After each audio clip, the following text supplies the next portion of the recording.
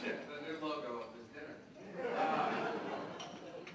Hopefully we will give a shit as the time goes on. I do want to say,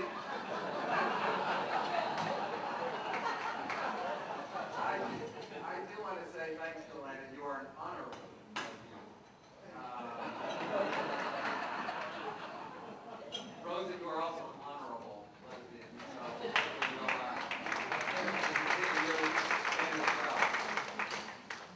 I know this is you started this evening and lost one of your co-chairs here, and on behalf of the board of staff, it's always tough to move on with the work that you have to do at the same time to celebrate someone's life. It's important to the work. And I know that you have that juxtaposition going on tonight. Honoring. I will do my best, and I'm actually going to try to figure out how to make this thing a little taller. How's that? Not much better. Not much better? All right. I rarely get told I'm too quiet, so hopefully I won't tonight. This is a great time of year to be traveling around. I'm on the road for 45 of the 60 days between Labor Day and Election Day, and I'm proud to be with you here. I have had a great history in Texas, so has the Victory Fund, but I lived in Texas for a year in Plano, Texas. Yeah, somebody just said, oh my God. I had to give a shit while I lived there. Because I worked for the Boy Scouts of America at the National Youth President. Yes, I was elected the National Youth President of the Boy Scouts of America back in 1981. And traveled the country raising money for the Boy Scouts and being taught how to be a public speaker and how to raise money, ask for money. Now I use all that against the Boy Scouts. But, yeah, the Victory Fund has kind of a fun story in Texas too. You know, we've come to understand a little bit more about why everything is bigger in Texas. You have to think big here, and we've had some great success stories, right? Joel Burns in Fort Worth ignored those that said that he could not elect a gay man to the City Council of Fort Worth, Texas, and now he sits on the Fort Worth City Council. Joel and his partner, JD, thought big and helped a number of other people get elected. Oh, good, they just upped the mic. Thank you. Thinking big pays off. In Dallas, we ended up with a Latina lesbian sheriff who's now been reelected.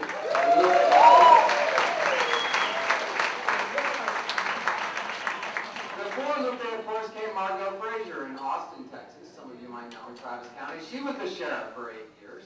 The first lesbian sheriff ever elected in the United States.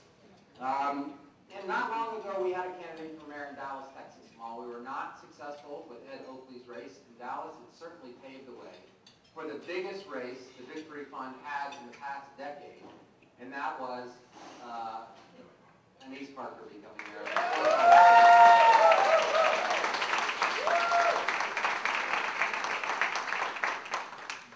She raised $3.6 million, and the $0.6 came from the Victory Fund and donors like you across the country that we raised money from and helped her become victorious in that race. You know, the downtown business community in that race, some of whom people you might know, all said to her, oh, you know, we loved you as a controller, we loved you as a city council member, we've endorsed you and supported you in all of those races, but you can't get elected mayor.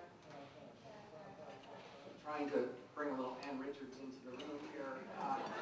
Nice little Anise Parker, you can't get elected mayor. You're a lesbian. They'll never vote for you. And did you ever get on the bad side of Anise Parker?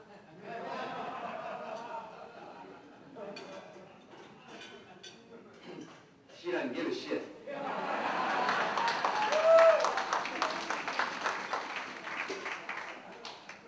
So I get to talk to you a little bit about my passion. You heard Elaine talk about it, but the Gay Lesbian Victory Fund has a single mission, very focused. We believe that if LGBT people step up and participate in government, that we will change the face and voice of American politics. This is true to the ideals of this country, right?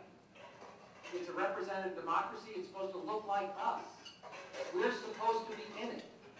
But for the longest time, nobody wanted to be in it and be out because we knew what would happen to us if we did that. So we remained in the closet. Well, the closet's no place to remain anymore. If you know anybody who's still in the closet and in public life, you need to talk to them and tell them they need to come out. They think they're protecting their own career. But what they're really doing is saying there's still something wrong with being gay, lesbian, bisexual, or transgender. That there's still something abhorrent, that we're still supposed to hang out in dark bars, dark parks, walk down alleys. We're supposed to hide. Well, that's not true anymore. This representative democracy that we were a part of is only going to be represented if we step up and step into government.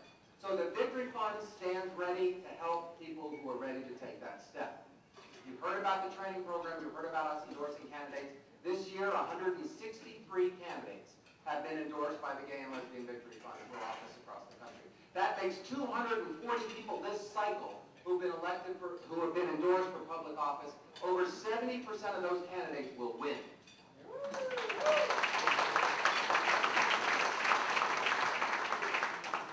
Now, the Victory Fund is the 5th largest national gay and lesbian organization in the country. Many of you have never heard of this.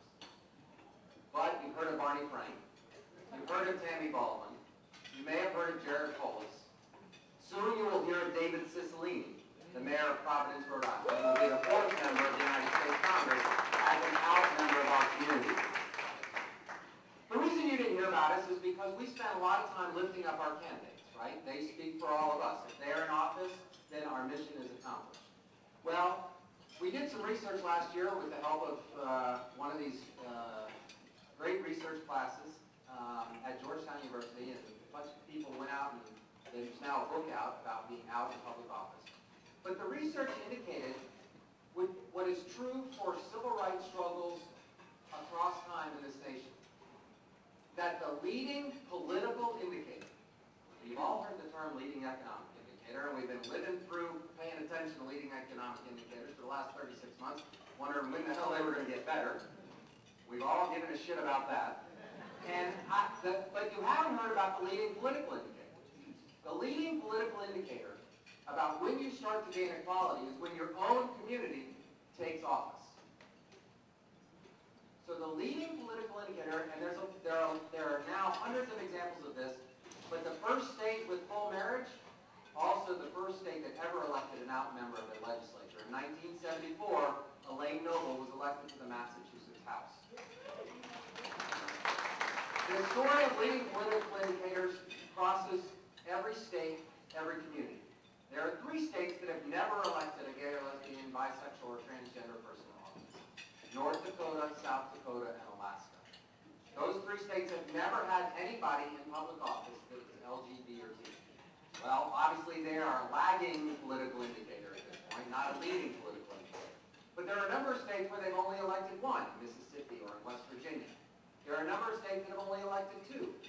There are now a few states. You were a state that had somebody in your state legislature. When Lynn Maxey served in the Texas House, you had an out member of the legislature. But why not now? What do I have to do to encourage more people in this room to talk to more people you know across the state and get LGBT people to run for the Texas legislature? Because that will be the leading political indicator about when you start to see more rights for our community, when more people step up and run for office. Now, we need our allies, we love our allies. But our allies are allies and not us.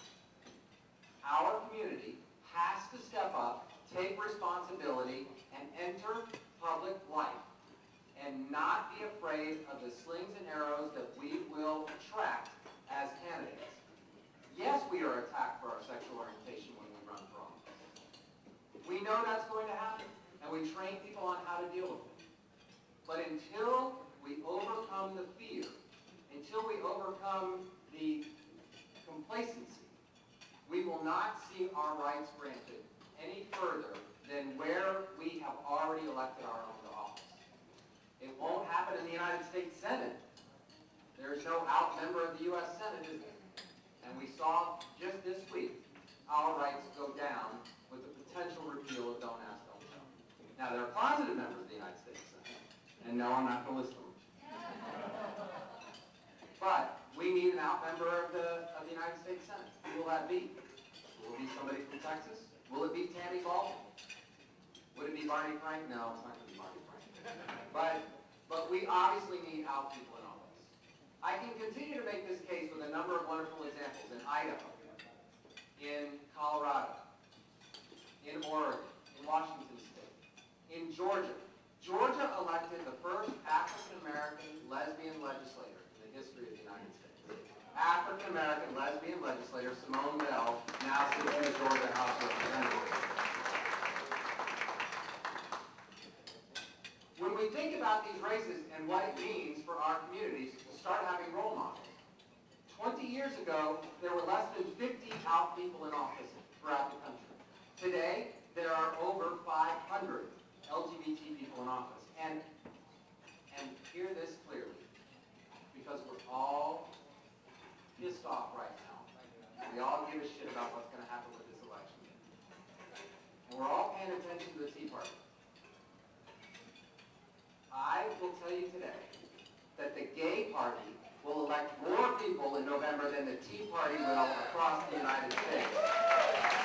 We will elect 4 times as many gays as the Tees will elect. And by T, I mean TEA. Not among the 4 transgender candidates we have running for office across the country, who I hope are 100% successful. When we think about how we're going to do that, it happens because people like you pay attention. People like you join Stonewall, make a contribution, support your local chapters, but also support national leaders. And I'm proud to call a colleague, the leader of the National Stonewall Democrats, Michael Mitchell, who's in the room tonight, and you'll hear from later.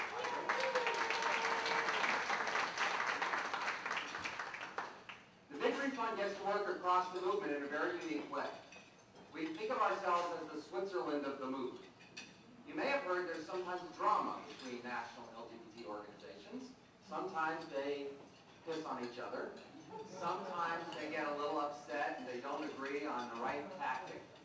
But you know, the Victory Fund doesn't lobby. We don't take positions on issues. And the reason we don't do that is we believe that solely being at the table changes the nature of the debate. When things have to be done in the United States Congress, I love when Barney Frank says this.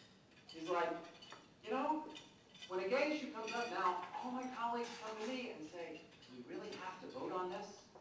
I really don't want to vote on this now. Or you don't understand, this is so difficult for me because, you know, I have a tough re-elect, or this is election time, and I don't really want to be taking a vote on the Employment Non-Discrimination Act. Barney just looks in the eye and says, that's fine. You don't have to take the vote. Just remember that when you get anything out of the Financial Services Committee, I'm not going to take that vote either.